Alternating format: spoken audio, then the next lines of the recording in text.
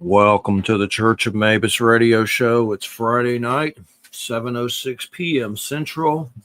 You're listening to United Public Radio, 107.7 FM, New Orleans. Check out Beast Beyond Belief, Sneaky Werewolves, Flying Cats, and Accidental Apes by Michael Winkle. That's on Amazon. That's from Uncle Bear Publishing. Had him on the show. Check that out. Had some books to plug real quick, and then we'll get started. We got Richard Estep here, Wham's here, and I'm a little under the weather, but the show must go on. So here we go. Plus, I just took off for Halloween, so can't do two in a row. But anyway, I'm starting to worry about this Black Box of Doom by Jason Pargin, the author of John Dies at the End. Don Coscarelli. Coscarelli did the movie of John Dies at the End. You know, the guy that did Beastmaster and Bubba Hotep. So that's a pretty cool one. This Black Box of Doom. And then Colin Bunn has a new book, Bones of Our Stars, Blood of Our World, a novel of Terra. Who's the gallery books? Colin Bunn's done a lot of great comics, like The Sixth Gun, A Weird West, that Joe R. Lansdale told us about, you know, New York Times bestselling author Joe R. Lansdale. But his book is Bones of Our Stars, Blood of Our World. I think it may be his first book. Oh, there's a Joe R. Lansdale blurb. A master storyteller with a unique personal vision.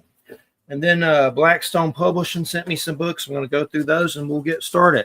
Man, F This House and Other Disasters by Brian Assman. Of course, the U is taken out of F-U-C-K, but that's the title. So that's pretty bold. It's about a haunted house. Man, F This House and Other Disasters. That's Blackstone Publishing. You can go to blackstonepublishing.com. Another book they got, Veil by Jonathan Jans. That's some sci-fi. It has a quote by Josh Malerman. Jans has written another absolute gem of the genre. Shadow Man by Sholo Adadeji. I'm probably saying that wrong, but I know I've heard of that game. It's about some voodoo dude. It's like a video game that's pretty old, but that's called Shadow Man. It's a book about that dude.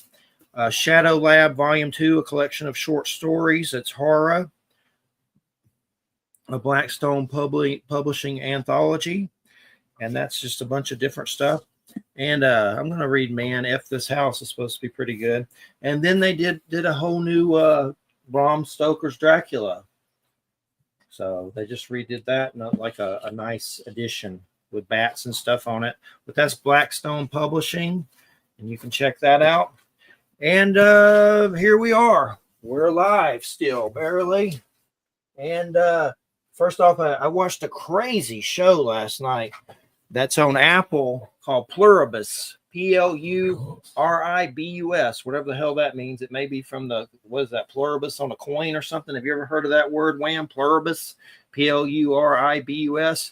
Yeah, e pluribus unum is out of many one or something like that. It's one of the mottos of the United States. Is it on a coin? Is that the thing that's on a coin, isn't it? Something like that. Yeah. Let's see. The very X-Files. I think you would like it, besides it being on Apple, but it's by the guy that did Breaking Bad and Better Call Saul, and it's got some X-Files influence, and it's really crazy. Like, I don't want to give too much away, but basically there's some kind of weird thing in space that's giving off a signal. There's a virus, and then somehow they get infected, and it's kind of like a zombie situation, but they're not really zombies. Somehow they all become one collective. Like, imagine a whole group of people, but you're all one collective, and then it's like a carousel of personalities of who they used to be, and then there are 11 survivors who did not become like that, and it's really weird. Like, it's the lady, I forget her name, but she's in a Better Call Saul. But anyway, she freaks out from everything and gets home after her friend passes. I don't want to give too much away. I'm giving too much away. But anyway, this will be the last part I tell. Basically, the collective finds an alive guy from the Department of Agriculture, and he's at a podium like the president. The president's gone. And he starts talking to her through the TV and calls her. and basically the whole collective is trying to figure out why she didn't get transmuted to the collective, and it's really weird. But if you've seen Breaking Bad and Better Call Saul, then everything that dude does usually gets really good scores. So it's really good. It's going to be good. It's probably going to be like a new X-Files type situation. I know there's a lot of influence with the X-Files. Zach Gilligan, I think's his name. But Richard, Estep, great to have you here. Am I saying your last name correctly? Estep? Yeah, Estep, that's right. All right. Just making sure. I don't want to Georgia it up. Thank you. Great to have you here. And the book is Ghostly Encounters, Terrifyingly True Hauntings, and ghosts. Like, I've been watching a lot of these paranormal things like Slapped Ham and all the things on YouTube. And after a while, you watch it so much, you get jaded to it. But I think some of it's, some true stuff, but obviously all of it's probably not.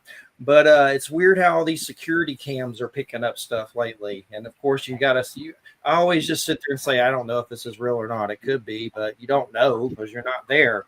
But the biggest thing that I wonder is when it comes to these ghostly encounters, like, are people dying and just not leaving where they live and going to the light or whatever? And that's terrifying. That's terrifying in itself to think you're just going to croak and be where you're at right now forever. Like that would really suck. But I'm just kind of curious. First off, what got you started with the paranormal? Did you have your own experiences? What was some of the initial things that got you started with the paranormal? Yeah, I grew up in a haunted house my grandparents owned. I would spend weekends there. Was haunted by the ghost of an old lady who had died in the house, and only the kids, my stepdad, his brothers and sisters, had any contact with her. But this was during the Second World War that all of this happened, while my grandfather was away fighting in Burma. When he came back, she stopped turning up. Like, she was this mission-oriented ghost that was there to keep an eye on the kids. And once that was done, mission accomplished, off she went. So I slept in that same room. I heard all those ghost stories. This was the 70s when I was there, of course. That sent me to the library. I read everything you could on ghosts, hauntings, UFOs, cryptids, things of that nature. And I'm still doing it 50 years later. Do you think getting into this kind of stuff has drawn more experiences of the paranormal to you, or has that been quite? I'm here because a long time ago, testicular cancer at 17, had to go through chemo. It sucked. My dad died a few years later, and I started to have mass experiences, from seeing beings of light to ghosts to UFOs with multiple witnesses. Like, it was almost like I was attracting it on some level. Do you think it attracts more of it to you? I don't know about that. I spend a lot of my time in supposedly haunted places. I don't think I have. I set a higher bar for skepticism than a lot of people, especially people on YouTube, or those that are, shall we say, in it for different reasons than I am. I'm a storyteller. I'm interested in ghost stories, and I have been my entire life. I'm less interested in turning every creaking floorboard into clicks and likes and views and subscribes like some kind of creators are. So I think I have fewer experiences actually than the majority of people out there. But the ones that I do have, I tend to find make it worthwhile. Definitely. So let's start off with the Limps. What can you tell us about them? That was very interesting, and a lot of history with that story. Always a good time when you can mix beer and ghosts. So based out of St. Louis, the Lamps were a family that made their fortune in brewing. Supposedly there was a lamp curse, which, curses, your mileage may vary, right? That's a whole subject in and of itself. But supposedly the family was cursed. They did have quite a number of suicides within the Lamp family, and the home that they occupied, the Lamp Mansion, some of those deaths took place there, and the mansion is claimed to be haunted to this day, not just by members of the Lamp family, but various other ghosts. So it's a pretty cool story, and I encourage anyone who's passing through St. Louis to drop in at the Lamp Mansion, either just to have food, something to eat, or spend the night there if you can. It gets mighty creepy at night up on the top floor, where most of the paranormal activity is supposed to take place. And definitely, what do you think? I mean, has this changed how you see like the afterlife, or does it concern you that these ghosts are still here and not going to some, celestial abode or whatever?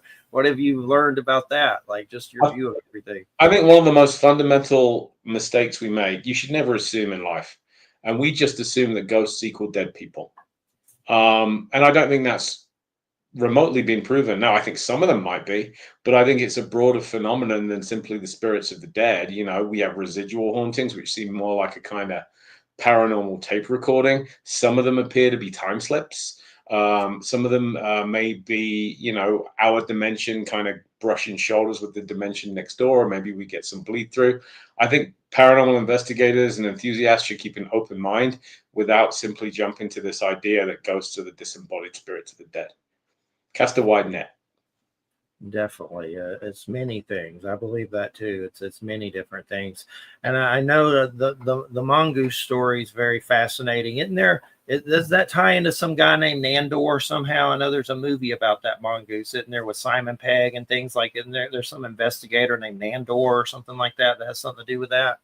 Yeah. So Jeff the Talking Mongoose, a case that took place in the 1930s on an island off the coast of Britain. This exactly what it sounds like, a mongoose that talked, which makes you wonder, well, why is it in a book of ghostly encounters?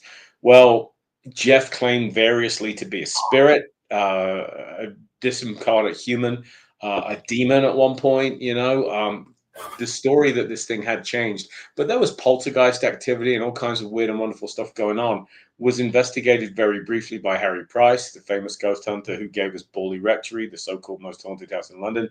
But Nandor Fodor was another scientist that looked at it. And yeah, Simon Pegg played him in a movie called Nandor Fodor and the Talking Mongoose, which you can still see. And it's a pretty good, entertaining overview of the case as well.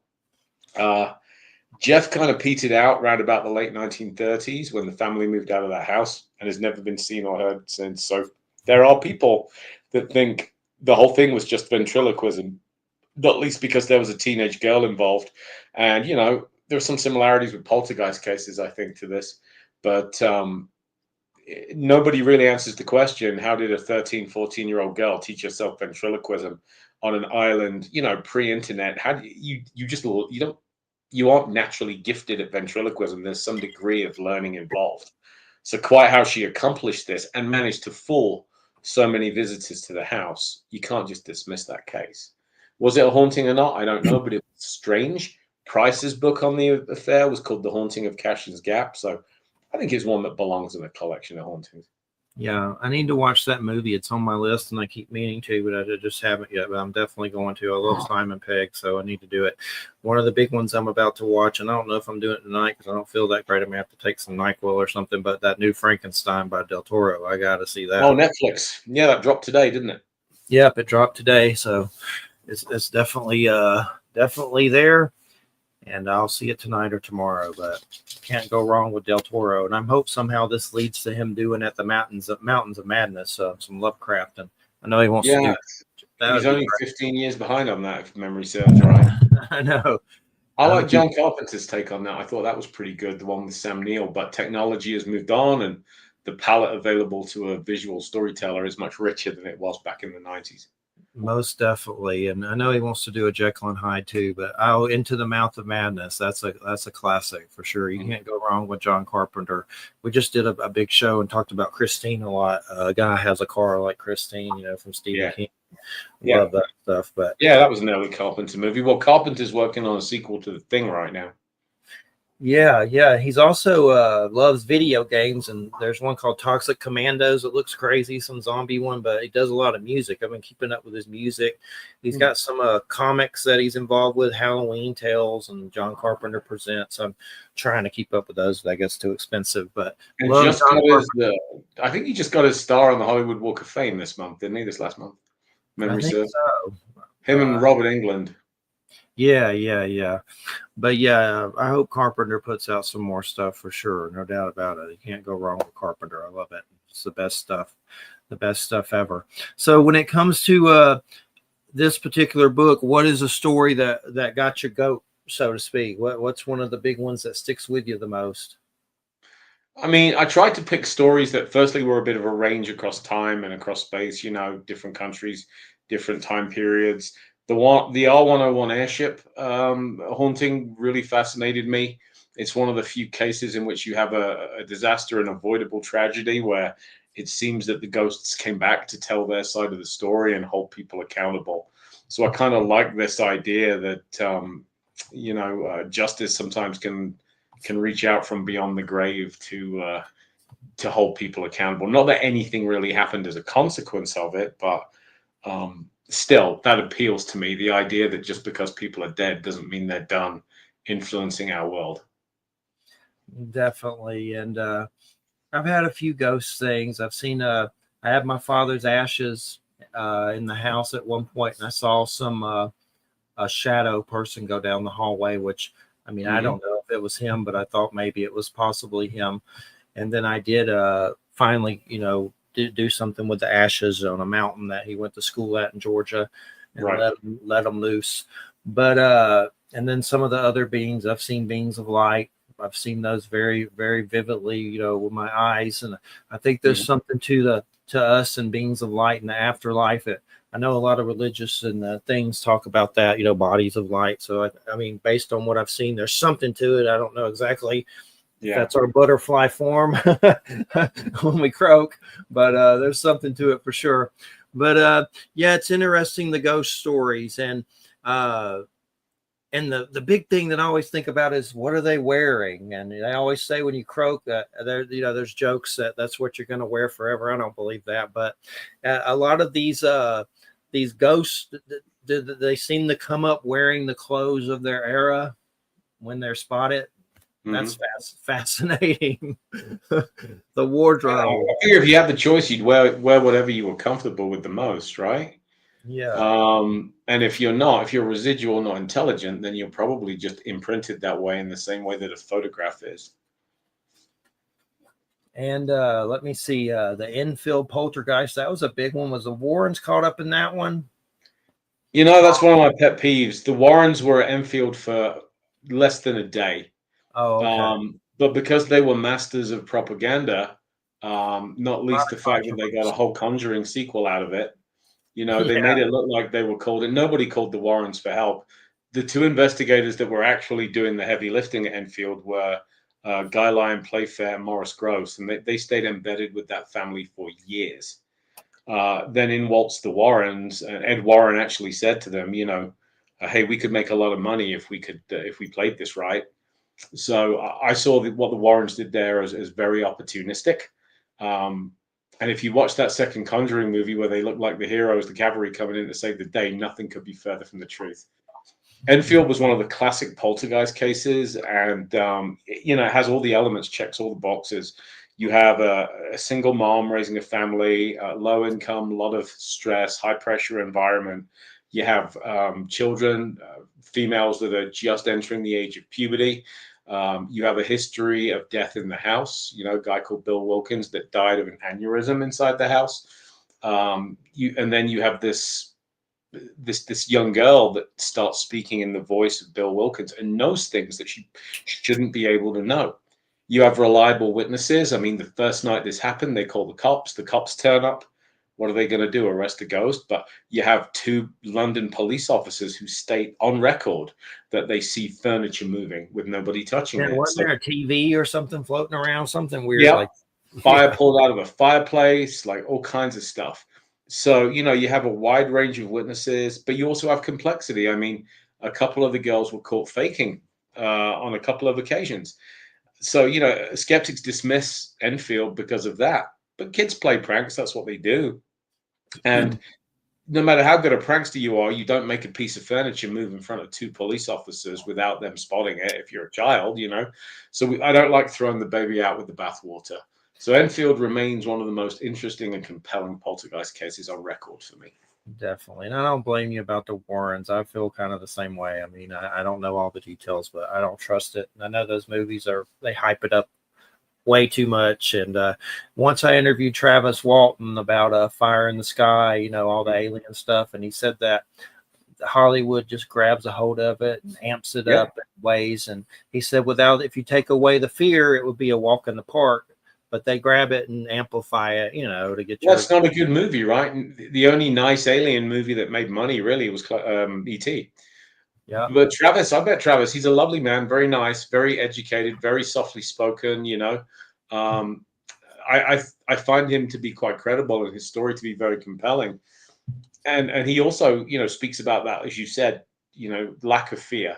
But you don't make a Hollywood blockbuster without some excitement, and that means fear and that means scares, doesn't it? So it's just a shame. And I think, with any of those movies, if they serve the purpose of getting people to read more source material, to read the actual accounts, then they will have done okay.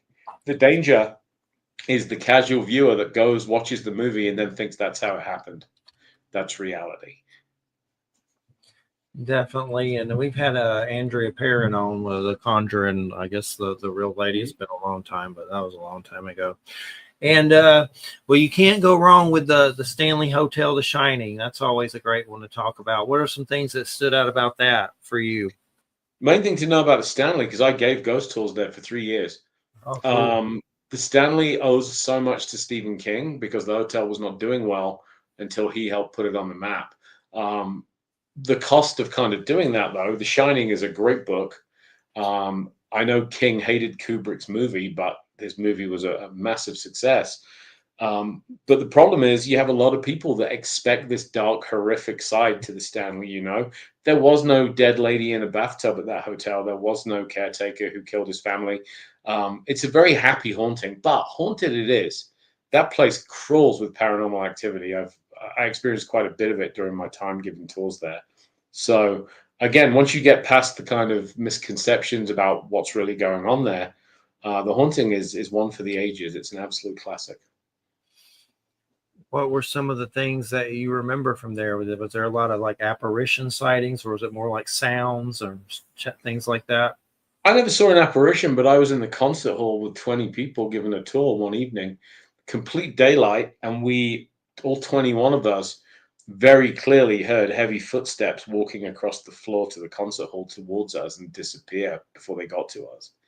I mean, it's 21 witnesses, and how do you explain that, We couldn't all have been hallucinating. Definitely. It's a creepy place. I'm trying to remember what was that movie? Session something. It was a real place. Session. I'd have to look it up. It's a creepy movie about a haunted asylum that's like closed and construction workers are messing with it and stuff. Yeah, they filmed that. I know the movie you mean. They filmed that in the old Danvers mental health asylum out in Danvers, Massachusetts, which is where the actual Salem witch trials took place. But they've since torn most of it down, and what little was left was converted to apartments. That's a crazy movie. Like for some reason, I just got Session 9. Yeah. I just got goosebumps thinking about that movie. That's a creepy one for sure, but good, definitely good. What about the haunted seas? Is there boats that are coming up that are haunted? Like what kind of boats do you talk about and things? I know there's some haunted seas. Yeah, I mean sailors are pretty superstitious. They're some of the most superstitious people out there. It's part of their tradition. So ghost ships are a real thing, a real phenomenon that have been reported for hundreds of years. So I wanted to look at a few ghost ships themselves, the Mary Celeste and things like that, Flying Dutchman, but also just some haunted ships like the USS Salem, which is a battle cruiser that served during the 20th century. Sailors and ghosts go hand in hand together. So many naval ships, even ones that didn't fight in active combat, have their resident ghosts. So I got to kind of look at a few of those in that book as well. USS Salem was a good one, the Sea Witch, as she was called. And I'm looking through your bio. A lot of serial killers. I know I have a lot of your books. They've sent me a lot over the years. Let me see. And this is a Visible Ink Press. And this is let me get to the title: Ghostly Encounters, Terrifyingly True Hauntings. So for this book, did you go out to any places, or when do you normally go to places like to experience them? That's a large part of what I do anyway. So I'm lucky that I get to go to a bunch of locations. I couldn't hit all of these, but I certainly hit quite a few of them, you know. And like I said, in the case of the Stanley, I spent 3 years behind the scenes there investigating the ghost. So, but for this book, I wanted to pick some of the cases I thought were classics, but needed to be a little bit of fresh light shone upon them, you know, or oh, excuse me, I felt that they weren't nearly as well known as they ought to be and needed a wider audience. And what was the R-101 airship? That's not one that normally comes up in books very much as airships. Is that like a blimp? Yeah, exactly like a blimp. We mentioned that a little bit earlier on in this interview. Was an airship that Britain put up in 1930. Because of some design flaws, the way the airship was not only designed, but the fact that she was pushed a little bit ahead of her safety envelope. She crashed on a hillside in France on the night of her maiden voyage, killed most of the people aboard. So, you know, tragic case, but what makes it fitting for a book like this is right after that, there is a medium in the US, sorry, in the UK, my bad, in London, who's doing a seance with Harry Price, and they're trying to connect with Arthur Conan Doyle. Conan Doyle had died 3 months before, and he always said he would come through a medium, being big into psychics and spiritualism and stuff. So they're trying to reach Conan Doyle, and he doesn't come through. But who does come through is the captain of the R-101 airship. And he starts talking through this medium about how they could not get enough lift, that the airship suffered in heavy weather, that it was badly designed, that they had been made to push it too hard, too fast in an attempt to set records and impress, you know, the tax-paying public, all this kind of stuff. And over a series of seances, other members of the crew and passengers that had died in the crash came forward and started telling their story. And some of this stuff was coming through before the bodies of those victims had even made it back to England yet from France. Like stuff this lady should not have known, she was able to put out there and was later verified with fact checking. So again, pretty fascinating but tragic case. There was a book written about it 50 years ago, give or take, called The Airman Who Would Not Die by John G. Fuller, that really brought that case a little wider attention. But nobody really pays attention to it today, which is a real shame. And the hangar that R101 was stored in is one of the biggest buildings in England at the time, and it is now a movie set. So if you've seen any of the new Star Wars movies or the Christopher Nolan Batman movies, they shoot those in what was the R101's hangar. And there are ghost stories about screams, phantom footsteps, security dogs refusing to go into certain areas at night. And the weirdest thing, I think, is, you know, once that kind of whole story settles, they took the scrap of R101 and they sold it to the Zeppelin company in Germany. And part of R101's framework that survived the fire was put into another airship called the Hindenburg, which, of course, famously blew apart in the skies over the US in, I want to say it was 1938, 1939, something like that. So you almost kind of wonder if that wasn't tempting fate.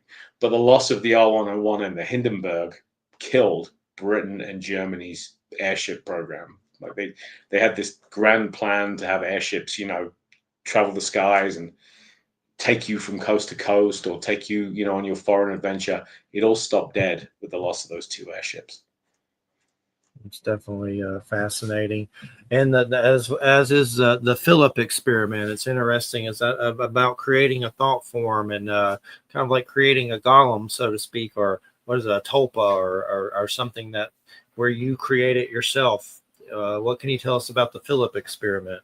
Yeah, I mean, the idea that you can set out and actually create a ghost was relatively new back in the 1970s, 1980s, but you have this Canadian research group that decide to do just that. And it kind of interests me that, you know, for people that play Dungeons and Dragons and role-playing games today, they'll create characters, you know, they'll come up with a backstory for them. They'll roll dice and give them attributes. How strong are they? How smart? How charismatic, you know? Well, the Philip Experimental Group did that with this completely imaginary British noble called Philip. And then they decided to try and infuse energy into him, to give him life. That's what they tried. And They did table tipping, they did seances, and lo and behold, Philip, or something that claimed to be Philip, started talking back, knocking, rapping, one for yes, two for no, all that kind of stuff.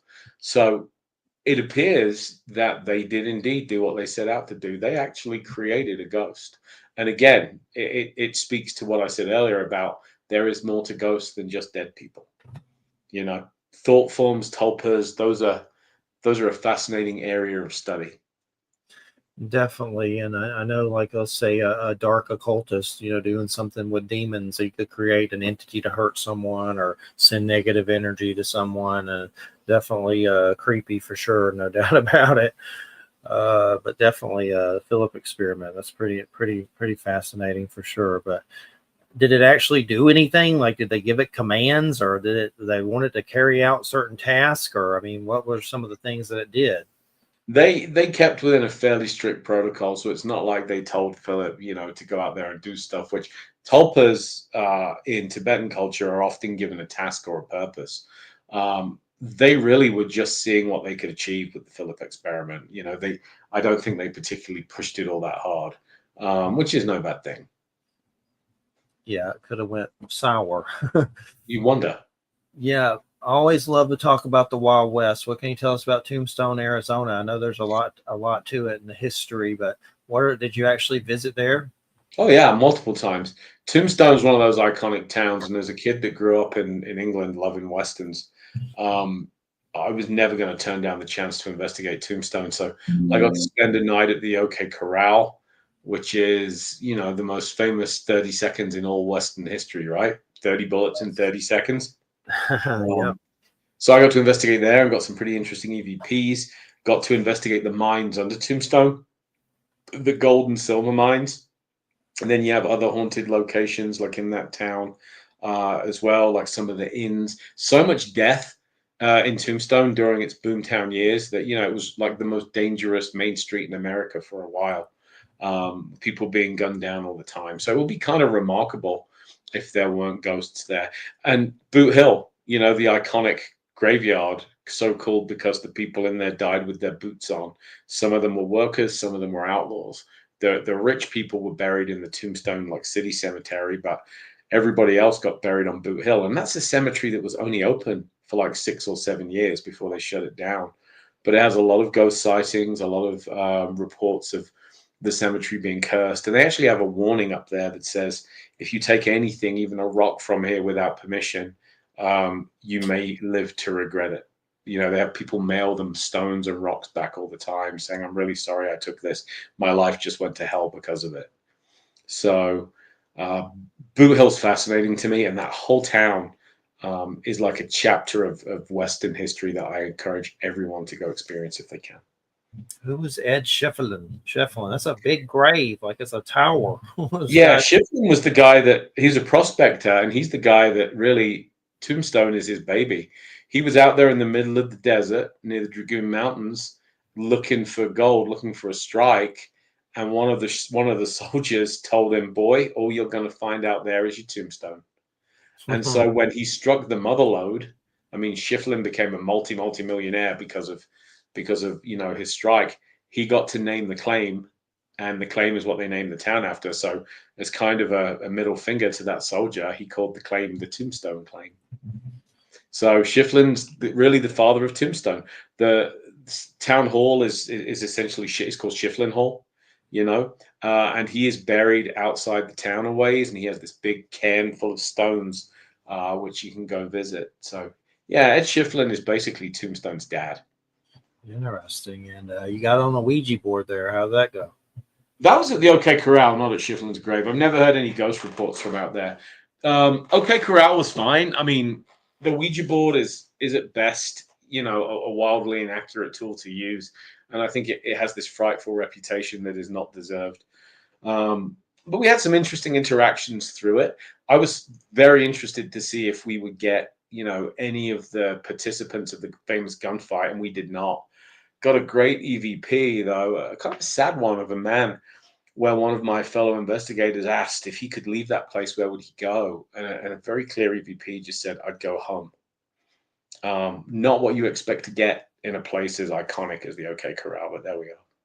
Yeah, God, it makes you wonder if they're trapped there, like in some weird Twilight Zone episode. My God. Well, you think about it, they reenact the gunfight. I think it's 3 times a day, 364 days of the year.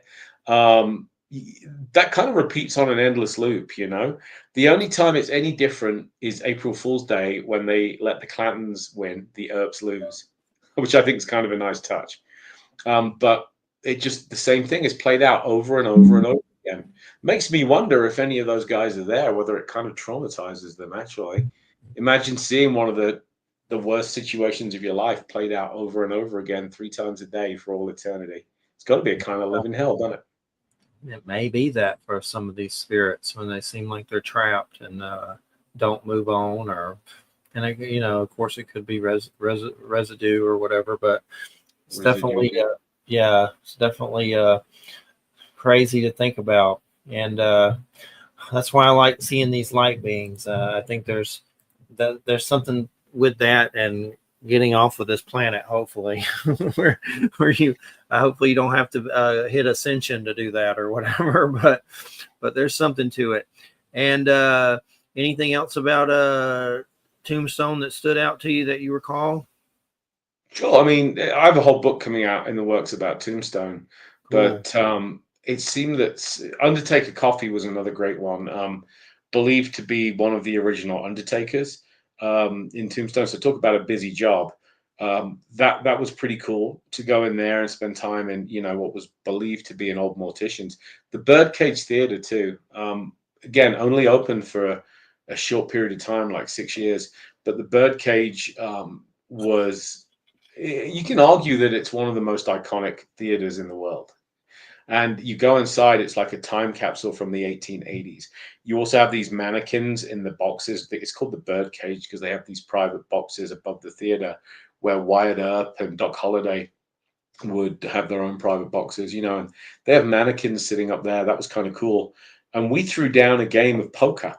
We did EVP sessions, but we threw down a game of poker to try and entice somebody to come out and play with us. And we got some pretty profane results because we not only had females playing poker with us in the card game, but one of my female colleagues won, which if you're in the 1880s and you're from that cowboy mindset, that was just not something you would tolerate, sexism being alive and well back then. So the fact that she not only got to play but won, got some pretty angry responses from whoever it was that was communicating with us.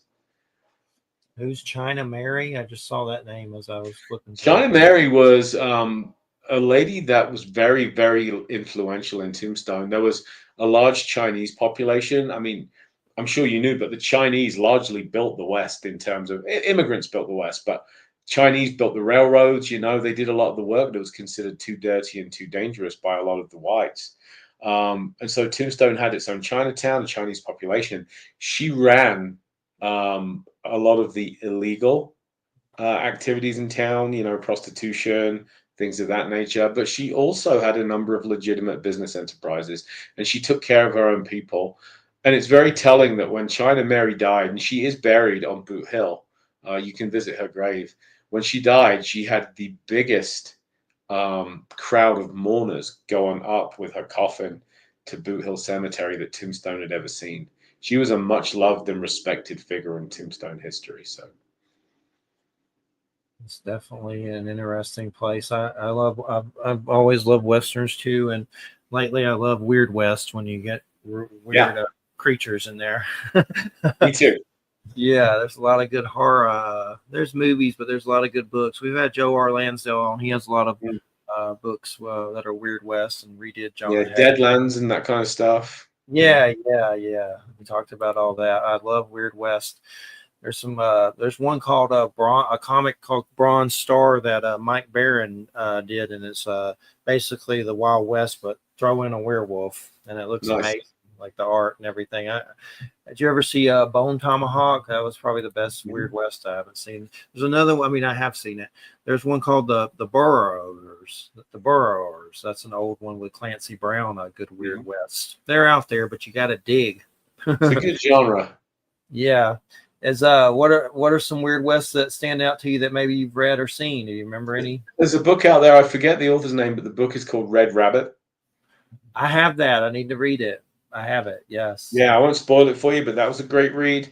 But I also like the Deadlands novels by people like Jonathan Mabry.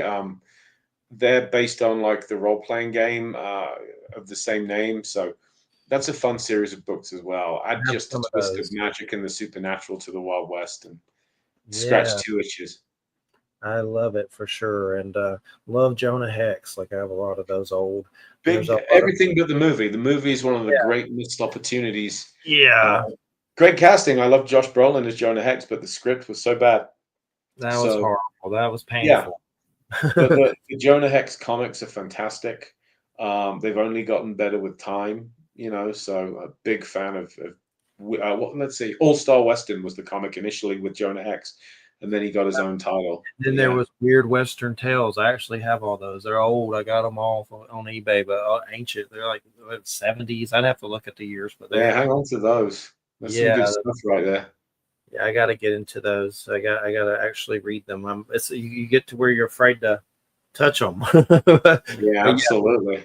Hopefully yeah. they get digitized to become available digitally. I'm just looking in the comments here, and let's give a shout out to Heidi Gold, who is saying hi to all of us. Thanks for listening in tonight, Heidi. We appreciate you being here. Yes, good to have you here.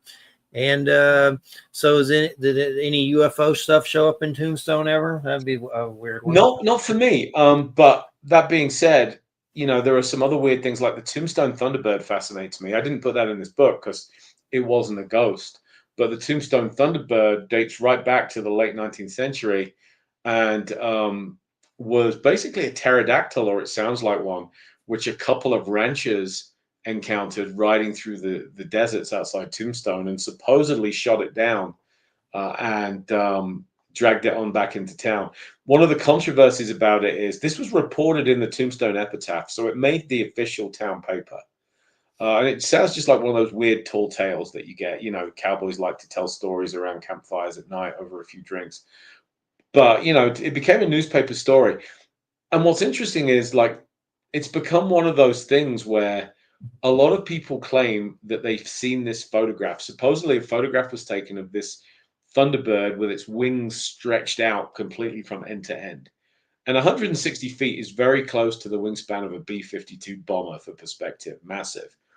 And people will tell you they've seen this picture of it in a magazine or on a TV documentary with a bunch of ranchers and their guns posing in front of it, but the picture has never, ever turned up. Nobody has seen this picture or can tell you where it can be found. Didn't make it into the newspapers because the Tombstone Epitaph could not physically print pictures back then. They were only able to print words. So, it's one of those mysteries of, was there ever really a picture or not? There are pictures out there claiming to be it, but they're clearly photoshopped I've fakes. seen the fake ones, yeah. Oh yeah, so it's so easy to do now, right, with AI and stuff. Yeah, But God. but what's interesting is that there are many people out there that say when they were growing up in the 60s, 70s, 80s, they saw this picture on TV or in a book or in a magazine. Like they're convinced of it. They can clearly recall it. And yet nobody, not one person, can produce it. That's the Tombstone Thunderbird in a nutshell. Definitely. One of the comics Joe R. Lansdale recommended was The Sixth Gun. That's a good one if you ever. That's a lot of omnibuses, but by Colin Bunn, it's a Weird West. It's pretty good. It's called The Sixth. Sixth Gun by Yeah, Colin Bunn. yeah, I should add that to my list. it's SSIXTH, The Sixth Gun. But it's there's like God, there's a lot of omnibuses of it, so it's a hefty read. But those are he recommended that. It's really good.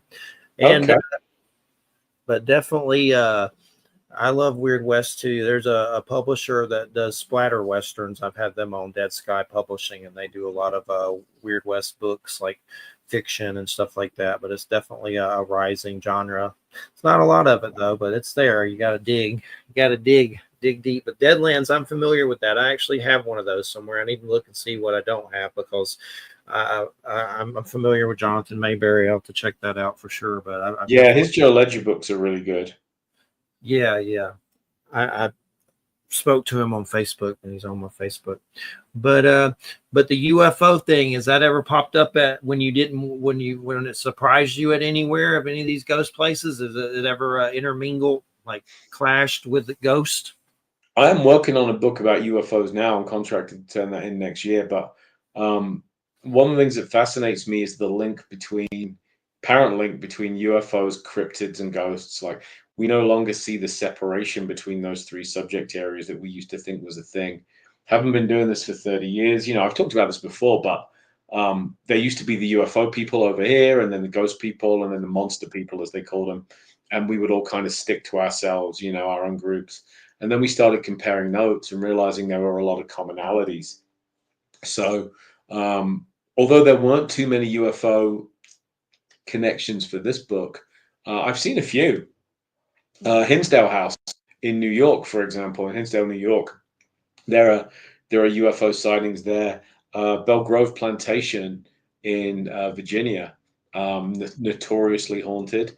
That has Bigfoot. That checks all three boxes: Bigfoot sightings, UFO sightings, and supposedly haunted. So I kind of wonder if we aren't just looking at the same phenomenon from different angles. Yeah. I've interviewed Stan Gordon in Pennsylvania. He has a lot of crazy stuff that, intermingles like that with Bigfoot and UFOs. Okay. Yeah. That there was a time in my life where I was attracting UFOs, and I don't think I've ever been abducted. If so, I don't remember a damn thing, but there was a point to where they were like constantly appearing over me and over houses to where it was freaking me out on a lot of levels. And a lot of witnesses saw them, and that's why we do the show. And it's been 18 years or something. I've lost count, but we started out interviewing Stanton Friedman and Jim Marrs, like Nick Pope.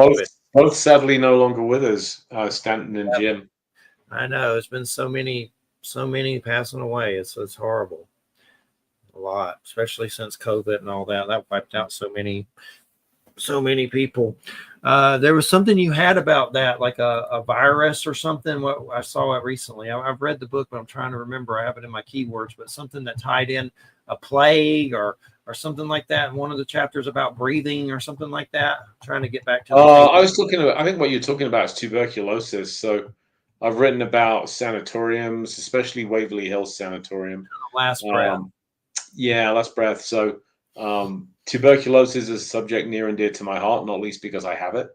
And so, having walked the halls of Waverly Hills myself and investigated there several times, I have a lot of respect for the men and women that tried to hold the line against that disease, 100 years ago. That just tore through this country, and there were sanatoriums everywhere. And until the advent of medications that would help deal with it in the 40s and 50s, really there was no effective cure other than fresh air and hope. So, you had tens of thousands of people dying of tuberculosis across the country. And sanatoriums were where we kind of kept them locked away. So Waverly Hills is probably the best known, but there are many of them that were out there. Did you say that you have it, or what did you say about it? I sure do. I have latent TB, which I got as a course of my job as a paramedic. So it lives in my body to this day and probably always will. Is that firefighter hats or EMT hats up there? I was wondering of your hats. Those are my firefighter hats that you see up there. I was a firefighter for 15 years, and I kept my helmets. As I graduated up to the next level, I was allowed to keep them. So they're a reminder of a career in public service. Definitely wondering. And that's we've done shows on trauma and how that can open up your senses. Like, I had testicular cancer at 17, lost one, and I think I got the sight after that. Like, I jokingly say Odin's meatball, Odin's eye. like it definitely will open your senses up when you go through horrible things like that, for sure. And that's one of the things that kind of opened me up, is the pain will open up your senses on so many different levels. But definitely. But yeah, I look forward to the Western and the UFO books. So definitely keep. What publishers are you doing with those? Is it with Visible Ink Press or someone else? The UFO book is with Llewellyn. I have two Western books actually. One is a straight tombstone book with very minimal, got some weirdness in it, but not about hauntings especially. That is coming out next year from Arcadia History Press. And then the Tombstone Ghost book will most likely be self-published. All right. Well, I'll check in with you about those and see if we can get you on for that. Get some more Weird West flying up in this mammy jammy for sure. But it's been great having you on. That's Ghostly Encounters, Terrifyingly True Hauntings, Visible Ink Press. But great show. Thanks for joining us. And you got any links or anything you want to give out? Come see me online at richardestep.net. All right. Thanks for coming by, and have a good weekend. And I hope you enjoy Frankenstein. We can't go wrong with Del Toro, so that's going to be a good one. I'm about to find out. That's my Friday night. Have a good night. Thanks very much. Take care. Bye-bye. Bye-bye. All right, everybody. You're listening to United Public Radio, 107.7 FM, New Orleans. Oh, my Lord. I'm going to do another hour. What am I going to do? We need a call in. So we all people chat and you get some questions cooking, because I'm running on fumes, but we'll do it. We always do it. So let's rock and roll it. Well, do you have any other comments there we can look at? Anybody in the chat? Yeah, we need something. But definitely, man, let me look at the schedule. What's coming up? That's one thing I can start while my brain tries to think of other things. One thing I wanted to tell you, I started a Rumble channel and it's actually surviving.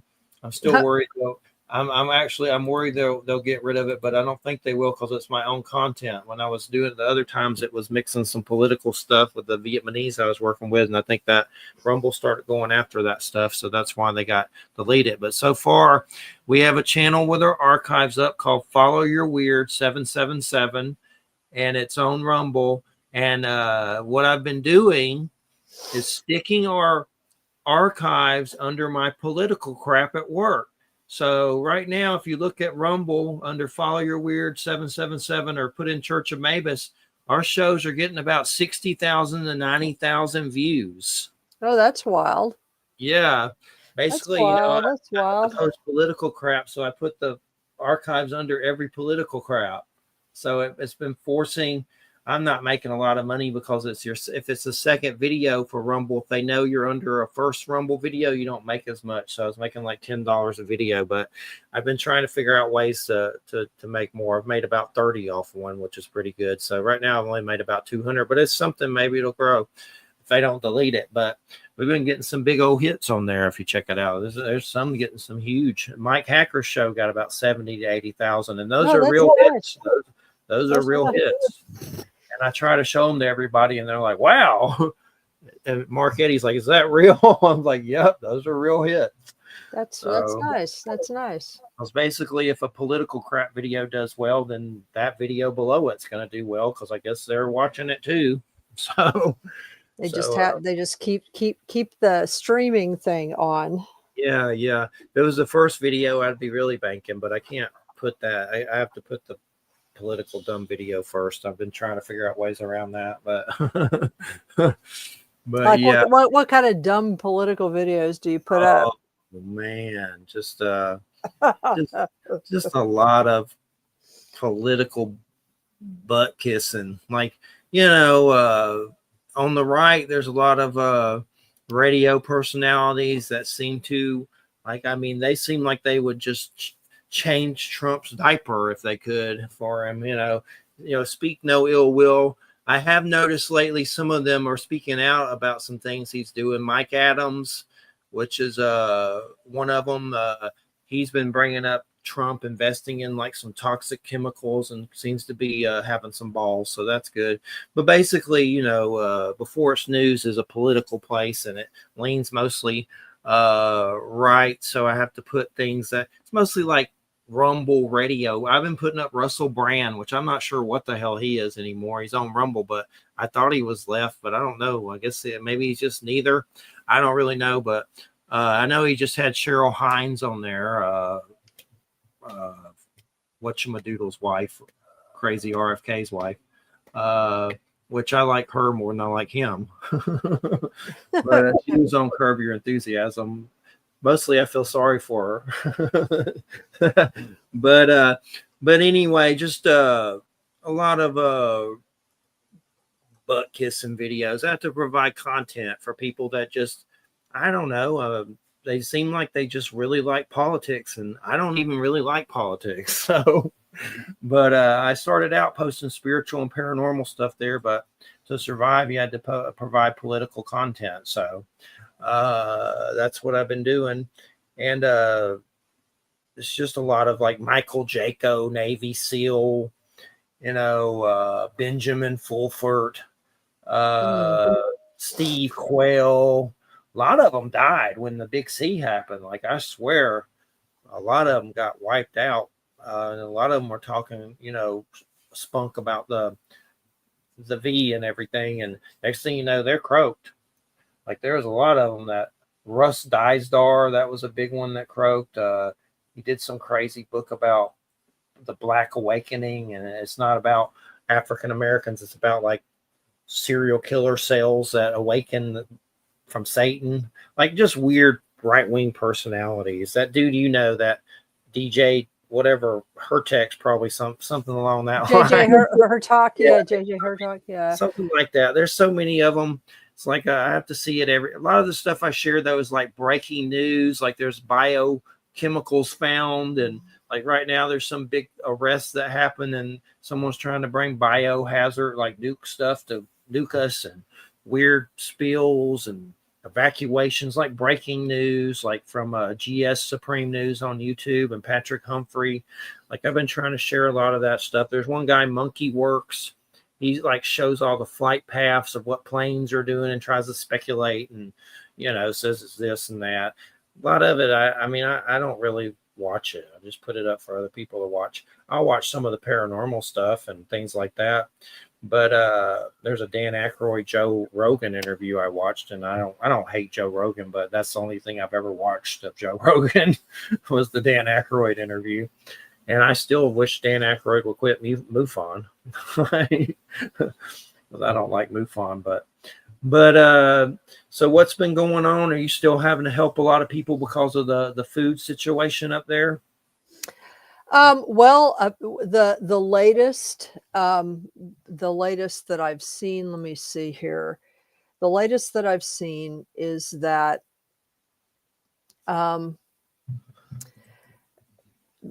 a federal court ordered Trump to pay the full amount.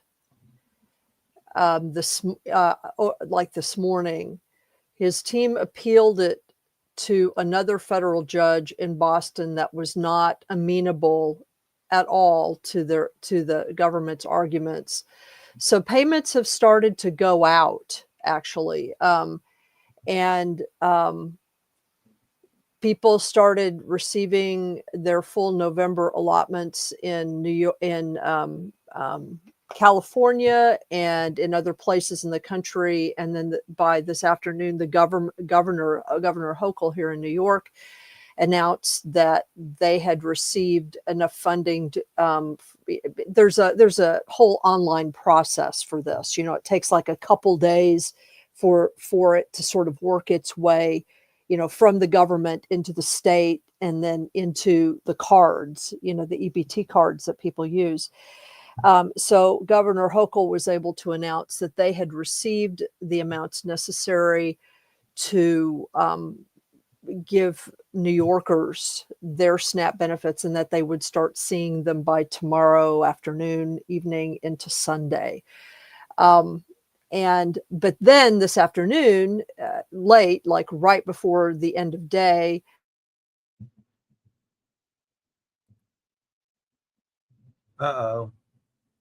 Lamb got cryogenically frozen. I'm not sure. Maybe she'll snap out of it. They've cryogenically froze Wham. Of course, the Fates want me to be here alone for an hour. Screw you, Fates. Hopefully she'll be back shortly. She froze. There she is. Let's see if I can figure this out. Hold on. Are you there? Yeah, I'm here. Can you hear me? Some reason a double of you froze, and it's weird because you froze on screen completely, and then you came back as a new you, and the froze you was still there. I should have left the froze you still on screen, so it would have been both of you, but it's gone.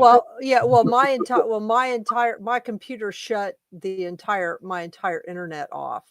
So I mean, it's like I don't know what happened, but anyway, It was amusing.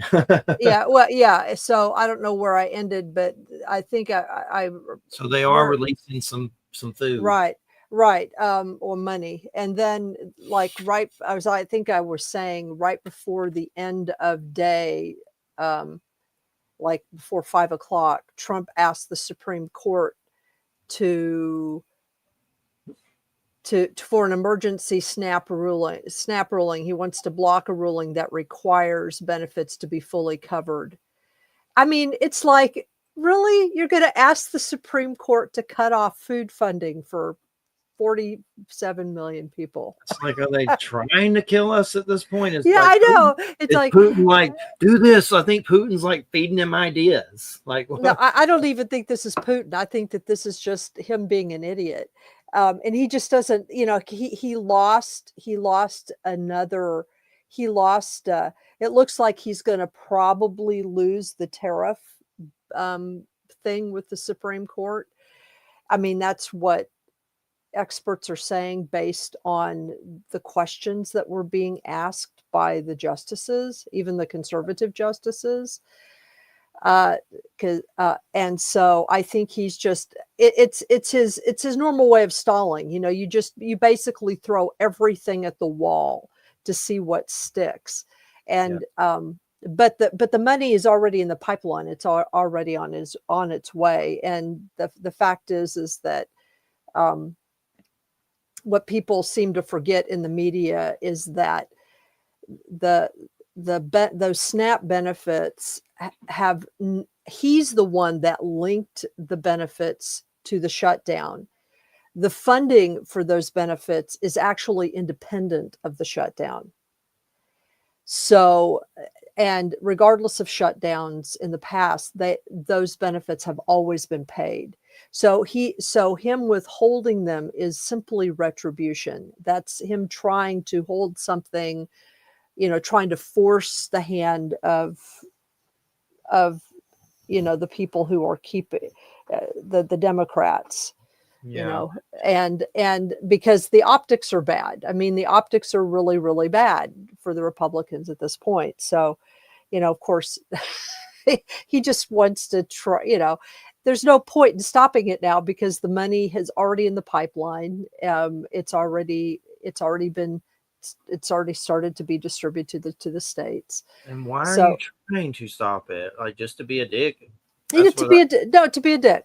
Yeah, he's linked it to the shutdown. He wants to, he's trying to make whatever kind of point he's trying to make. He's trying to blame it on the Democrats, so everybody's mad at the Democrats, and but everybody knows. I mean, even poor people that are his base know that that's not the truth of the matter. But anyway, a lot of people, not everybody, obviously. But yeah, I just don't. It just seems like he's trying to kill us at this point. It's just what's next?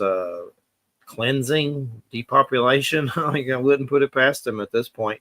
And that's what both sides annoy me, but he really annoys me. And my biggest problem with the Democrats is they need to toughen up and get somebody really strong in there. And I just don't think they have it. They need George Clooney or something. I don't know what they need. They need something, pie or something, because they need somebody mean. And that's the only way they're going to do anything. It just kind of come across as weak, and he's just going to take advantage of that, to me. So I don't know. I just don't see how. I know they have they're freaking out about the dude winning in New York. The mayor was in Mandini or something. Like, I know the right. Yeah. I mean, it's nauseating. What's bizarre to me is, I posted this on Facebook too, is that I mean, I had two thoughts about this. Apparently there were election officials in certain red states. Kentucky was one. A couple of other southern states were others. But election officials had to explain to people in their own states that the polls were closed because they, the people of Kentucky are not allowed to vote for the mayor of New York City. And it's like, why did you think you could do that to begin with? But then on the other hand, it made me realize, on some level, because of the internet, we're all connected. And so everybody thinks that everybody is, you know what I mean? And it's just weird. I mean, I think that the hype about him, I mean, he's basically a Bernie Sanders. He's a younger Bernie Sanders. Yeah. Is what he is. And nobody should be afraid of that. There's nothing to be afraid of. I just saw Billy Bob Thornton's on Joe Rogan. I might watch that. I'm curious to watch that. Billy Bob Thornton has a band called the Box Masters. Mm-hmm. And when he was asked what that meant, he said, "Master of eating pee." Okay. All righty then. And not urine. But anyway, I watched that, but I don't normally watch Joe Rogan, but that one I might check out. Man, Billy Bob Thornton's looking skinny. Yeah, I noticed that. Man, what are you? But yeah, politics is just nauseating. My biggest thing is when you have UFO encounters and these things show up above your house and in your windows, and you just realize that your government's a puss toot. They don't do anything to protect us, especially with that. And just the way they act with all that. One side says there's one thing and the other side says there isn't. And then one side releases videos saying there is, and then they say the next week that there isn't. It just shows how weak they are. They can't control everything. They just think they can. They ain't going to stop. They can't stop little weird freaks in my windows with flashing lights that are from wherever. Then they ain't going to do much else. That's for sure. But I just don't like whoever, our government as a whole anyway. Built on blood and will probably end on blood, unfortunately. Which seems to be the case. But yeah, I have to see all this political stuff, and a lot of them still are Q wankers for the QAnon stuff, and it's just which is probably a Russian psyop for all we know. At this point, anyway, it might not have started out that way, but yeah. And I'm just surprised the nuke hasn't gone off yet. The way things are, it wouldn't surprise me if one went off. I know they sure are bringing up a lot of biohazard chemical weird stuff and things like that with news, finding stuff, people trying to steal it, trying to bring it in, and you don't know what's true anymore anyway, because he'll make up anything. So. Like they even caught them putting up fake pictures of boats that they said they blew up with cocaine, and they found out the pictures were from other cases from years ago, showing boats that they were, bringing in cocaine. And one of the lady put up fake. I mean, they were real pictures, but they were from something that happened a long time ago. Yeah, that doesn't surprise me. Yeah, I mean, it's just, at some point, it's just bizarre. It's.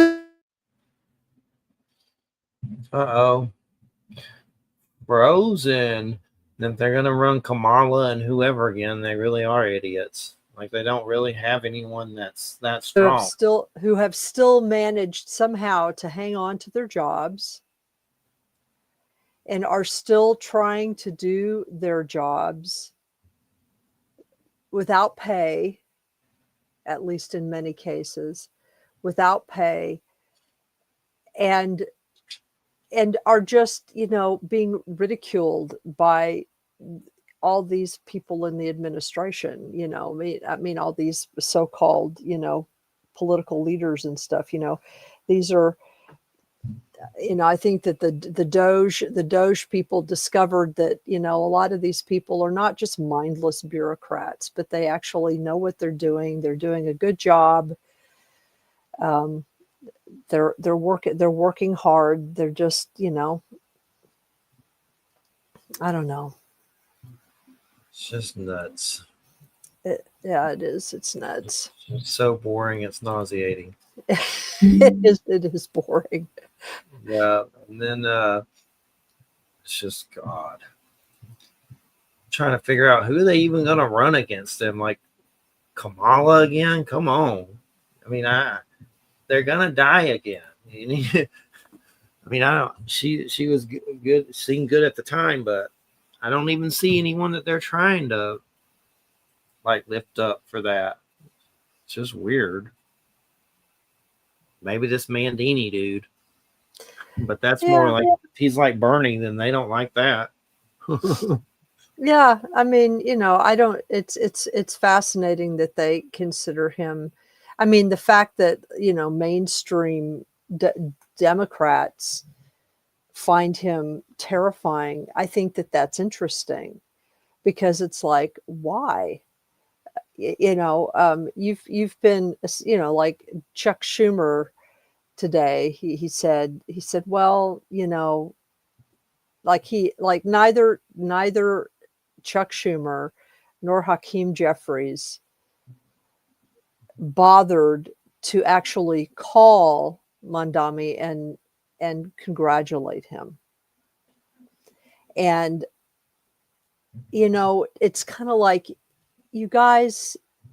And then Schumer today said, oh, well, I hope to be able to reach out to him soon and we can have a conversation. I mean, he's the senator of New York.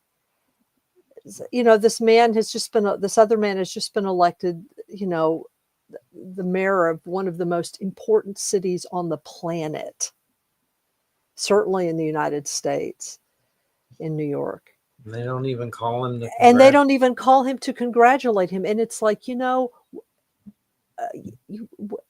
I mean, to me, that shows the rot of the Democratic Party.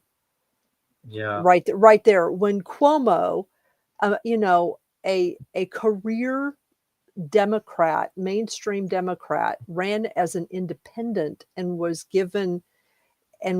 endorsed by Trump. I mean, it's like, obviously change needs to happen to both parties. It's just ridiculous. Yeah. The biggest thing against them is they seem like they suck. Well, yeah. Well, I mean, the difference between the Dems and the Republicans is that the Dems are, their ideals are a little less obnoxious, but their machine is just as corrupt. So it's like, well, it definitely seems like Trumpelgooch is going full on authoritarian, doesn't it? I mean, he may be trying to be in there forever at this point. It seems well, certainly he wants to be. I mean, he won't live that long to be there forever, but and he's not a Republican either, not really. I mean, we all know that because he said this himself, that he runs as a Republican because there are fewer smart people in the Republican Party. And by that, he means the Republican base. He doesn't mean, necessarily, Republicans that are like actually legislators or anything like that. But in other words, from his perspective, they can be led. So, yeah, I saw what he did something with soy and how it hurt farmers really bad, which I'm sure a lot of those were his base. And like, I forget exactly what it was with something to do with soy. My God. What was that? A cat doing something stupid, knocking stuff over off a shelf everywhere. I don't know how they did it, but I'll get it in a little bit. But it's humidity outside, and what's so weird, it's like real humid and 70 outside now, so it's getting a little cooler, but it's like a humidity that's just really gross. But it's right before Monday. It's supposed to be 29 degrees, so it's doing like it's weird. It's like the heat trying to have an Empire Strikes Back before it gets cold.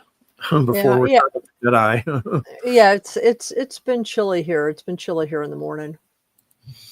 I mean, it gets up to about maybe 55 or something, during the day, and then it's supposed to actually get quite a bit colder next week. Next week we're going to be having highs in the 40s. So that's pretty cold. Cool. Although it's still actually, well, it's about average, I guess, for here for November. I'll take 29 anytime, and hopefully it kills fleas. We're having bad flea stuff here. It's just crazy. Like nothing you do will kill them. Like I mean, anything we use, it kills them, but it seems like it just doesn't affect them the way it used to. So Yeah. Well, they might be in the furniture, and then after you kill them initially, you have to then, treat like about a week or so later because the eggs will hatch.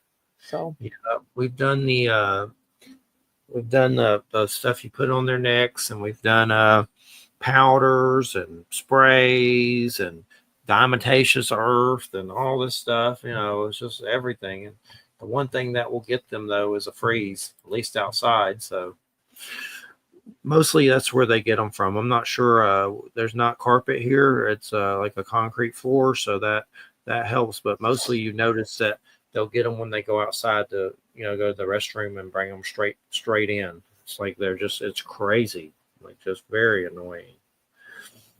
And then of course if they bite us, you feel lethargic. So I can't even imagine what it feels like with a dog. And we pick them off of them. Like we have a bag that just has a gazillion of them dead and hand sanitizer in a Ziploc bag. We just pick them off. So hopefully they freeze. There must be something going on with them that's different, because out of all the places I've ever lived, I've never seen it like that ever, like that bad. Just horrible. But hopefully the freeze whacks them. We can hope. And that's pretty cold for this time of year. So it's mostly been 60s and it's been 50s. Mm-hmm. But it'll be 29. Have to break out my warm clothes and get the heater out for that one. But let me see, look at the schedule, what's going on.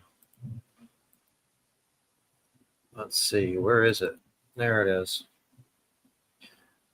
Next week, Jay will be here, Penny Bradley. The next week, Arthur Versilius, that's Alchemy. Thanksgiving week, no show. Then December 5th, Jason Hewlett, that's Wendigo. And then you come back the 12th, that's Maxim Furrick. And that's the Smurl haunting with the Warrens and all that. December 19th, Leanna Renee Hyber. That's an American Gothic book. I need to start scheduling for January. I guess I better start. It's getting close. So I'm putting it off. I haven't got anybody yet for that, but I need to start doing it probably next week for sure.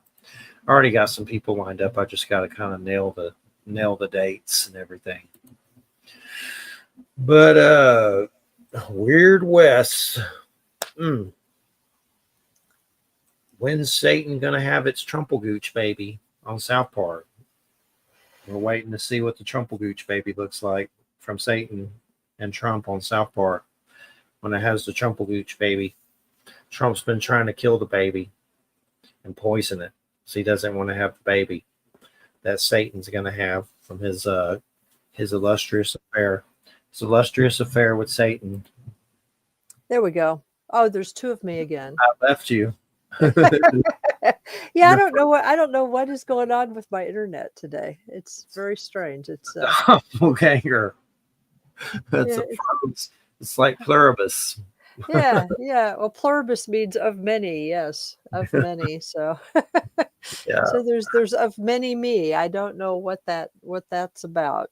Yeah, it's very weird. I think that show can get some X-Files territory going. I know they're going to be doing There new we go. X-Files. Well, let's see. Let's see here.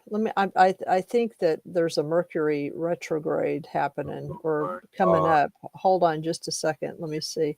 Okay. Let's see. Mercury. Let me see when Pick it stuff is. up real fast. I'm still here. I'm just picking up some stuff right here. Oh yeah. Mercury retrograde. That's happening right now. No, well, it starts in 2 days. It starts on Sunday, Starts on Sunday and lasts basically the rest of the month. No wonder. It just feels crappy. Feels like poop. I don't really like Mercury retrograde. Got enough pain. I think I don't even know if my planet's still going backwards. I'd have to look. I think it is. Is Saturn still in retrograde? Of course, Saturn's a dick too, so that doesn't help any. Yes, Saturn is currently retrograde until November 27th. So, Yeah, well, it will. Yeah, so Mercury retrograde ends on the 29th. So, of November, it's this month. Yes. Well, that's not that long, luckily. Hopefully, it's long enough. But no, I feel kind of weak from maybe a virus or something, and some tooth stuff. Go to a dentist, probably wisdom tooth, and God knows what else, but definitely some tooth pain. So, to get that checked out, and then throw in my eyesight doing weird stuff. I have to get new glasses. Just weirdness. Just weirdness. Getting old. No, 51. I'll be 51 December 26th. Ripe old age of 51. Yeah. Feels old. They say it's not, but Well, I'm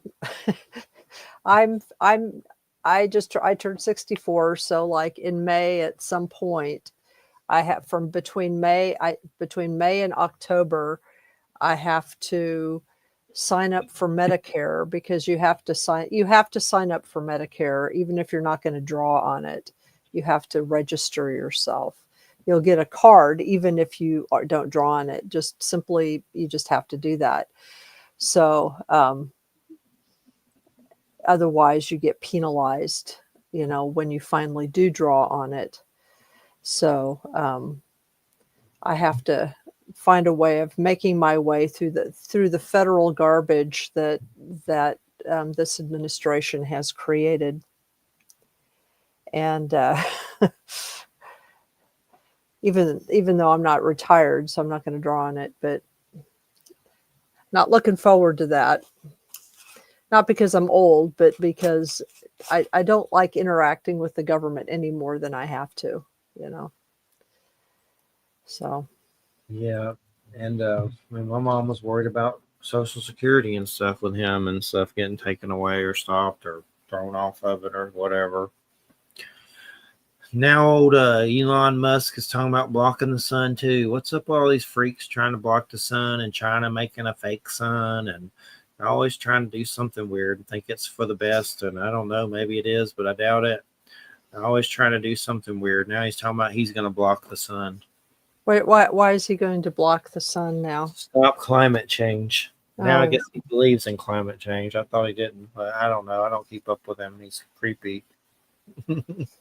Oh, a federal judge here. This has just happened here. Hold on. A federal judge has permanently blocked Trump's order to deploy the National Guard in Portland. So basically, everything's going to go to the Supreme Court. And essentially, I think the Supreme Court's getting tired of him. Doesn't most of them on his side though? Ain't most of them? Well, to some degree, but I think even they have some limits. I think even they have some limits. Oh, he seems like he just wipes his ass with the Constitution, pretty much. Yeah, he does. He doesn't care about rules. Yeah. God. Hopefully they don't clone him. Oh my gosh. Oh. Like Saddam. Some Trumplegooch clones. They'll be here forever. What's that weird picture of him standing up looking weird with someone like dead in his office? Nobody's dead in his office. What happened was there was a photo op with a representative of what, or maybe two representatives of the pharmaceutical companies that make like Ozempic, those weight loss drugs. Yeah. And because he made some kind of deal with those companies to make those drugs more available to people. The idea is that it was Dr. Oz. Remember Dr. Oz? Yeah. Dr. Oz said something to the effect of by making this deal and making these drugs more available to Americans, who are obese, we will lose a total of 135 billion pounds in 1 year, which basically, I think, the Associated Press basically broke that down to, like, if they were referring to everybody in the United States, then that would mean that everybody would have to lose almost 500 pounds, like 475 pounds. But if Yeah. but if you were restricting it only to Medicaid and Medicare recipients, then each of those people would have to lose 900 pounds. But if he meant to say 135 million people, then each American would only have to lose 9/10 of a pound.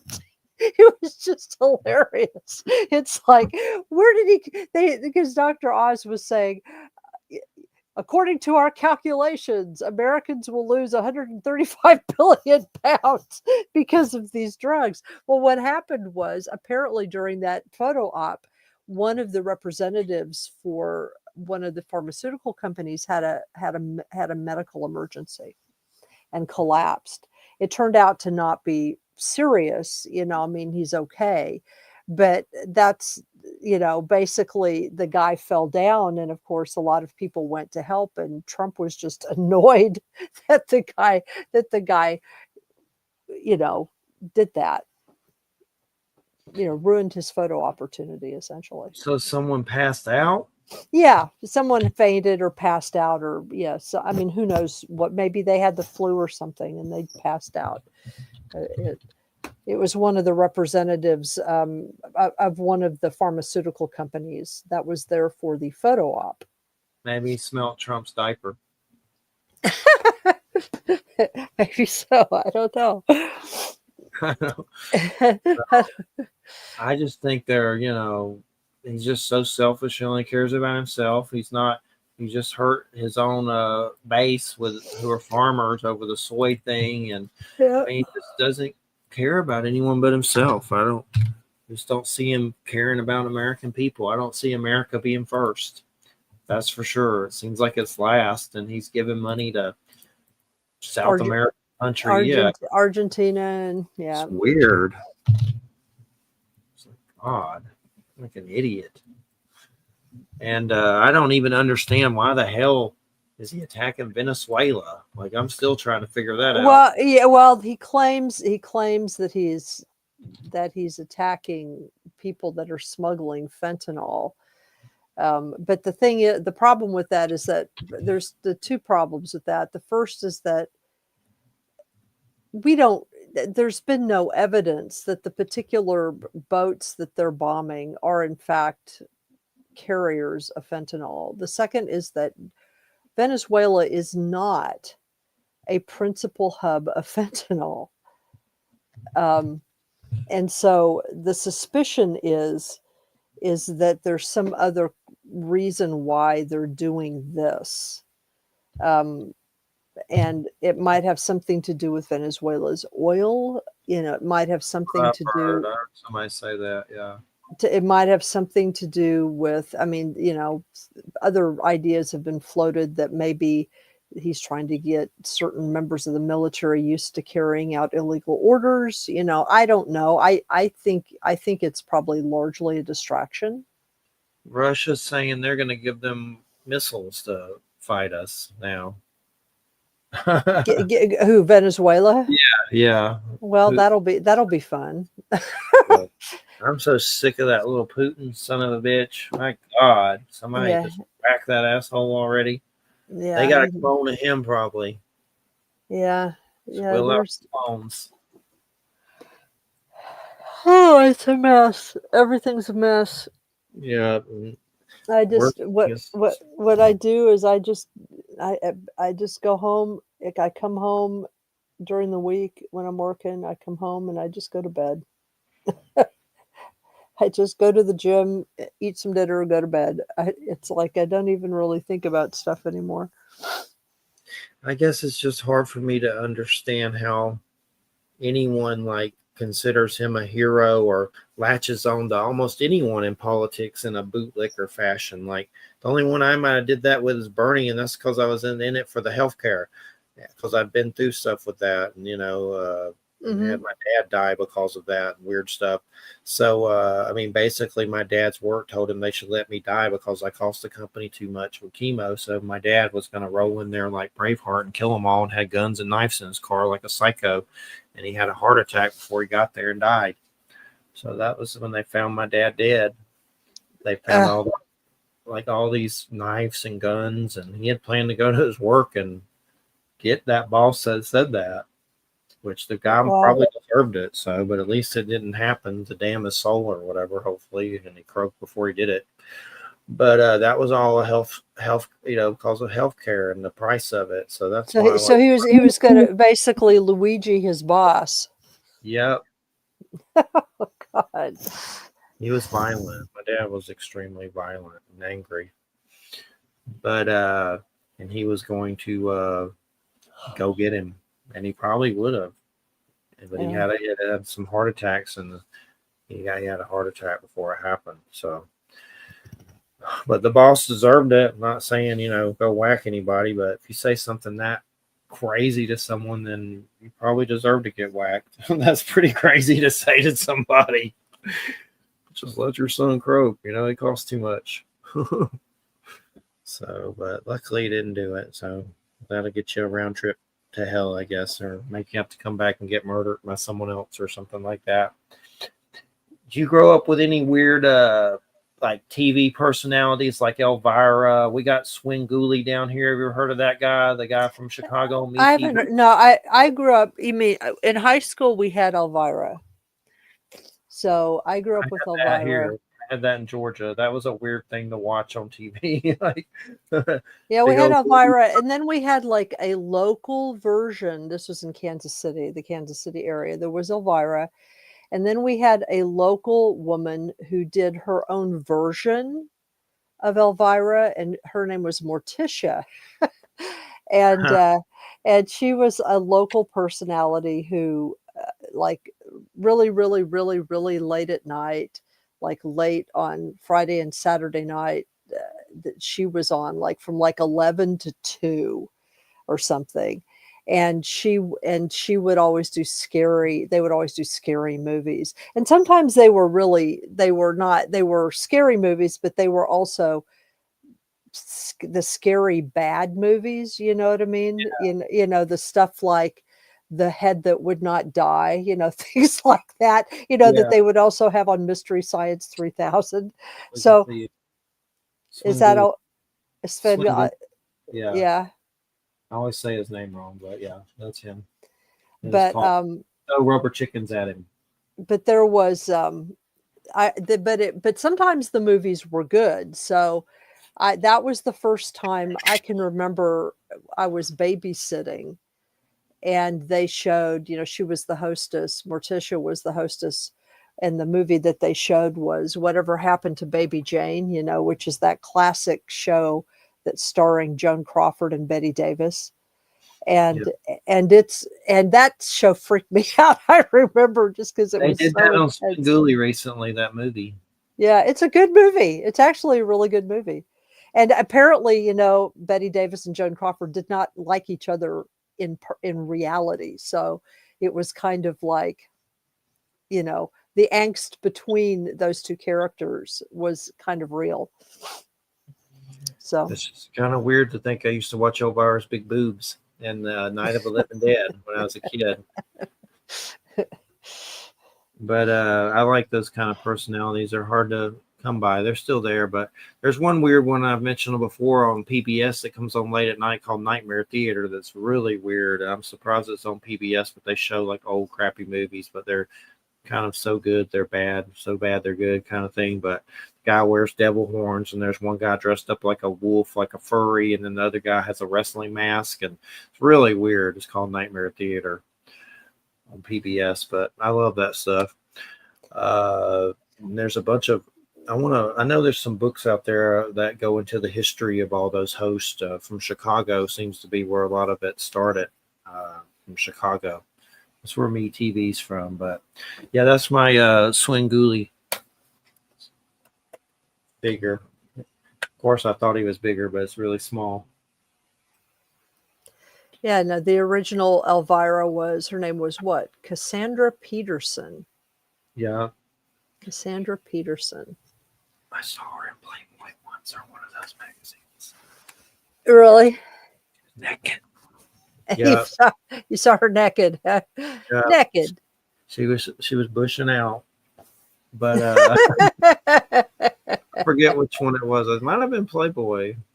But they're online somewhere. I know they're on blogs and stuff. But that was pretty weird to see on TV. It's weird to see the Swinguli dude on TV because there's just nothing like it. And he has little co-hosts. One of the girls, Gulina, and then one's dressed like Nosferatu all the time, and one's like a devil. He looks like Obama with devil wings. He has little henchmen. And they show him go to the conferences, and there'll be like all kinds of people coming to get signatures. There'll be even like old grannies that love him and watch his show and stuff and getting his signature. He signs rubber chickens. They throw rubber chickens at him.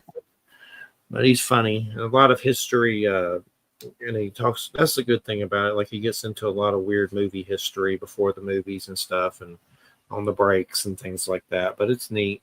I watch it every Saturday. There's nothing quite like it. I know there's some on YouTube. I wouldn't mind figuring out some of those weird personalities that host those things. I need to make a big book of all of them. I'm sure there's something out there like that where you can just look at the history and stuff. And there's a lot of different ones, but I can't remember their names right now. But the only one I know of that I've ever got on TV is Elvira and him. So what's up? You been watching anything good? No, not really. There's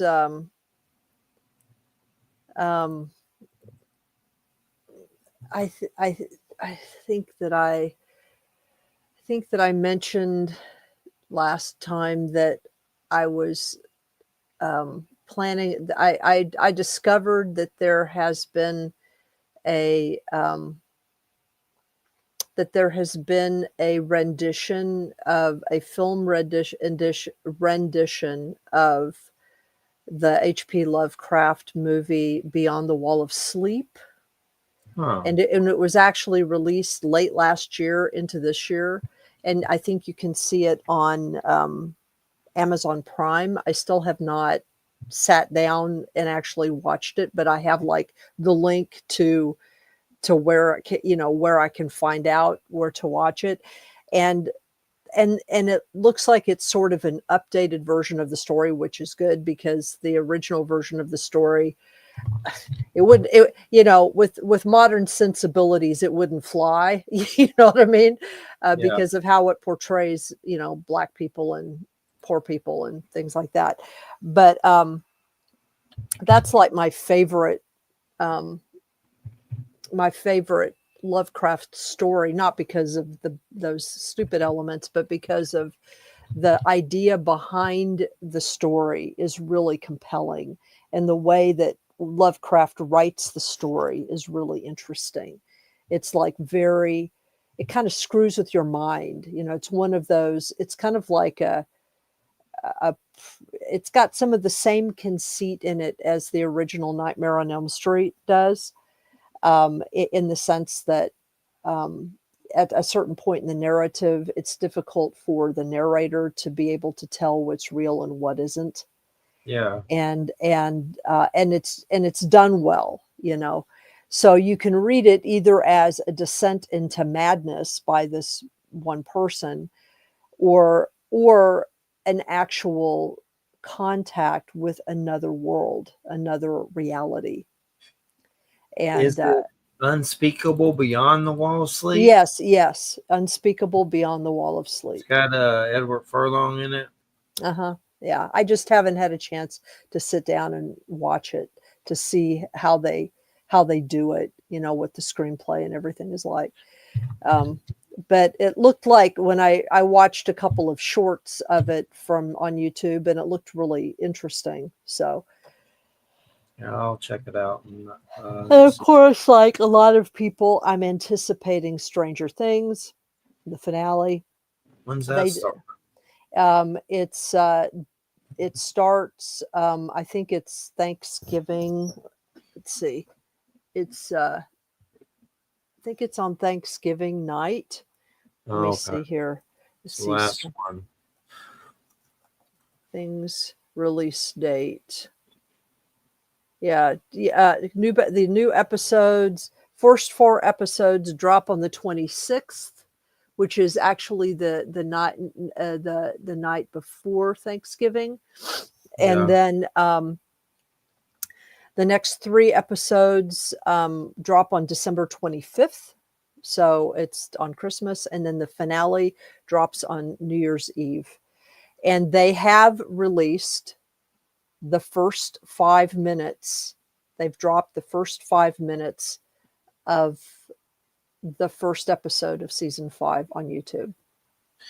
Cool. There's not much I want to watch those, but I guess I'm hyped for the new Frankenstein from Del Toro. That's going to be good. Well, yeah, that will be good. I mean, I will definitely, since that's on Netflix, which I still actually do subscribe to, I will definitely watch that. Been a weird movie with this guy. He does a skit show that's funny on Netflix called "I Think You Should Leave." Tim Robinson. It's really funny, but he's got a new show on HBO called the Chair Company. It's really weird, and he also did a weird movie called Friendship. But he's a pretty interesting personality. That's funny, but definitely crazy for sure.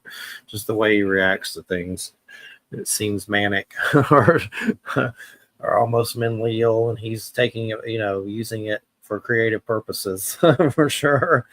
But yeah, I think You Should Leave is on Netflix. It's funny. Like there's some episode where it's like a skit show where he's holding a gray alien and crying, and it's dying, and it's funny, but he's a trip. But yeah, I'll check out Stranger Things, and definitely going to get into Frankenstein soon. I don't know if it's going to be tonight or tomorrow though, but I want to make sure I don't feel like crap during it. And what else? I know he wants to do a Jekyll and Hyde. That'd be good. And then, of course, he's been wanting to do Lovecraft for a while. Biggest thing with Lovecraft is just hard. Most of the stuff that comes out sucks. Like a lot of it's horrible. Well, well, the problem with Lovecraft, I mean, there are several problems with him. One is that a lot of his work is really very psychological. So, it's not action packed. It's exposition and psychology, and it's kind of interior mind kind of stuff. Yeah. So that is really hard to portray well in film, because film is a different kind of medium than books, obviously, and there are, just trying to try. I mean, you can do it, but to do it in a way that will then be commercially feasible, Yeah. that's another issue. And then you also have to update his stuff, because his stuff can be so misogynistic and so racist and just awful in some cases, but those things don't necessarily take away from like the central ideas or the central narrative. In fact, now when you read those books, those elements kind of intrude. You don't need them there for the story. So they have to find other ways of telling the story. And that whoever it was that did Lovecraft's Country or something that did a pretty good job. But I did like did it, that. They canceled it. That's what they do. yeah. But that did a really good job of sort of taking some of those more unpleasant tropes that Lovecraft was known for and using them in a different way. I love And the Stuart Gordon stuff. yeah, From Beyond and Reanimator and Dagon and right. really good. There's some other good stuff, but the Nicolas Cage thing wasn't bad. I forget what it was called. Oh, But the Colors Out of Space. yeah, that guy's a good movie maker, Richard Stanley. He's been on the network before. I've been meaning to try to get him on. He's on Michelle's show a lot. Richard Stanley, Mm-hmm. the guy that did that one, but did a movie called Hardware. But there's some old weird black and white ones that they did, like Cthulhu. That's pretty good. There's some weird ones that you got to kind of dig for that are decent, that are older. Dunwich Terror. Yeah, the Dunwich Horror. Yeah, Yeah. I have an animated movie of At the Mountains of Madness What is that was done. Yeah, I can't. I'd have to dig it up, but it was At the Mountains of Madness. And it's an animated feature. Short. It's a short. It's a short. Yeah, it's a short. And it's not bad. And it's not bad actually because it's animated. It's they can do things with it, for some of the effects and stuff that would be more difficult to do. I found it. It's on YouTube. It's At the Mountains of Madness 2009. I'll save it. It's not bad. It's not bad. Check it out. There's a weird Romanian Vlad the Impaler historical movie the government released a long time ago that I've been meaning to watch. It's just like the historical version from their government of Vlad the Impaler. Like really kind of cheesy, but like it'd be fun to watch. That's kind of odd. It's just on Vlad the Impaler. Like it's a movie. It's on YouTube, but it's not Polish. It's Romanian, I guess, from their government. But it's like from the 70s or something, and it's like the whole story of Vlad the Impaler. No fantasy, just historical. It's probably got some cheese to it, but I need to watch it at some point for sure. But yeah, got about 3 minutes. Man, thank God we got through the rest of this. I gotta go to sleep. Feel weird and lethargic. Just a lethargic, weird feeling all the time. But got Thanksgiving off. I think I've given you the schedule. I'll let you know when I start doing January. I'll have to do that soon. My Vicks Vapo Rub going. Woo! I'm sorry. Vicks Vapo Rub. Been using it too much in my nose. Oh, under my nose. It's not the best for mucous membranes. I better quit then.